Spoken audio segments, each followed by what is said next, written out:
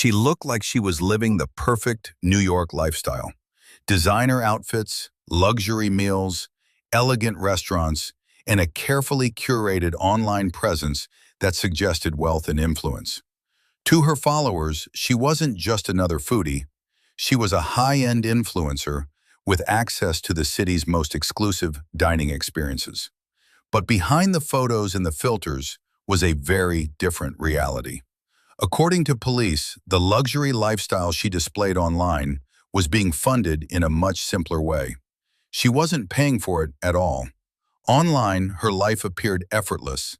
Carefully framed shots of plated dishes, soft lighting, designer handbags placed just within view, and captions that suggested she was part of New York's elite dining scene. This kind of content creates instant credibility.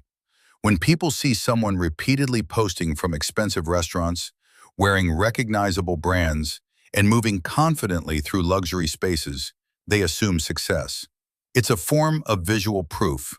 The image becomes the identity. But restaurant staff began to notice a pattern. A woman would arrive, order a full meal, sometimes multiple courses, take photos of the food in the setting, and then, when it was time to pay, she would allegedly refuse. In some cases, she claimed there was a problem with her payment. In others, she simply left. The details varied, but the outcome was the same.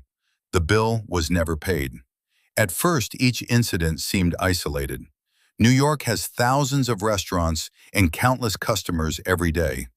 But as reports accumulated, the pattern became clearer. Multiple upscale restaurants described the same behavior. The same presentation, the same photo taking, the same unpaid check. What looked like influencer content was, according to police, a repeated act of theft of services. The illusion of wealth made the scheme possible. Staff members are less likely to question someone who appears confident and well-dressed, who behaves like a regular, and who documents their meal as though they are promoting the establishment. The performance of status creates trust, and trust lowers suspicion. Eventually, authorities intervened. She was arrested and charged multiple times with theft of services, a misdemeanor. Each arrest followed similar allegations from different restaurants.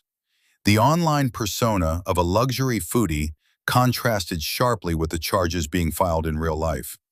The consequences extended beyond the restaurants. Reports indicated she had also fallen behind on rent in a luxury apartment and was facing eviction.